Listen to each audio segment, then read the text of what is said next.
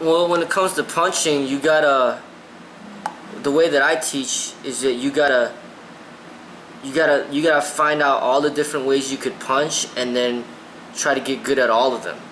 And then basically, like, because I don't just teach people to do the vertical punch. Yeah, I do. I teach them to do the horizontal, but then I also teach them a bunch of different palm strikes, and then like wrist strikes, and just like eye jabs, and basically just using your hand as a weapon, and then also your forearm as a weapon, your elbow. I mean, the more ways that you could develop to defend yourself or to hurt somebody when you need to, the better off you'd be. So I say just, it's not that hard. I mean, learn the vertical punch. Okay, after you learn that, then learn the horizontal punch. I mean, how hard is that to do, So just learn them both, and then when you're good at both, then just figure out which one that you prefer more, and then you can stick to that one.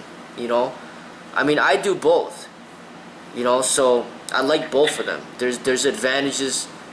There's certain advantages to doing one over another depending on what technique you're doing. So I don't think it has to be that much of a debate. I mean, it's just kind of like learning a different way of striking. It's not gonna change the training that drastically. But I think the why the Western teaches the way that they teach is because they got boxing gloves on, and they got gloves on. They got to punch differently. But if you're training for the streets and you're training kung fu, you don't have your method is gonna be different because you don't have those gloves on, and you could essentially cut angles more differently, and you could have like increased speed and technique because you don't have those gloves in the way. When you have those huge gloves in the way, there's a lot of things you can't do, like boxing, for example. You can't do a back fist. I mean, the glove is just like, it's not allowing you to do a back fist properly. But when you're doing kung fu, you could do a bunch of back fists. You could do straight punch, you could do hooks, you could do like a lot of different punches. You could cut angles in many different ways, and those gloves make a huge difference in the methods of more efficient combat.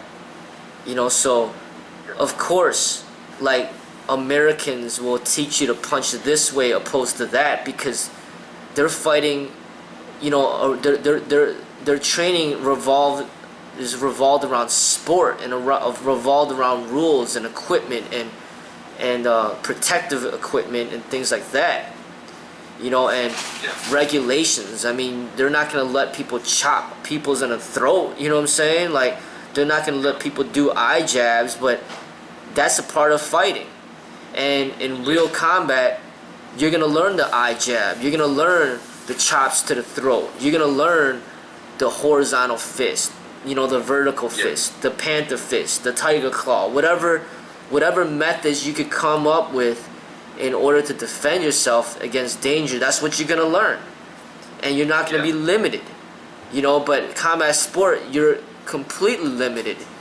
You can't do this because you got these gloves on, and you can't do this, choke, because that's too dangerous.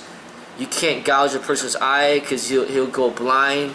You can't bite them because it's gonna hurt them. I mean, it's just like rules upon rules upon rules takes away the natural effectiveness of like efficient combat. And when you're training in real combat, you're not thinking about those rules. You're thinking about what you could do to to better what you do to defend yourself. So it's different mentality. So it's a science. You gotta be a scientist, essentially, because Bruce Lee was a great scientist. He would experiment, and then he would figure out better methods. Like that Wing Chun crap just wasn't it wasn't good enough. He's like, you know what, this is just garbage. I'm gonna have to come up with something way better. And then the stuff that he came up with was just so much, like, way better. So then it's like, you gotta be the scientist to figure out like the true method of like survival combat on the streets. You know what I mean? Like Yeah. that's the challenge right there. And Yeah. Bruce Lee's methods, that's the blueprint. And then all you got to do is just complete it with your own understanding, because he has the blueprint out there, but it's not.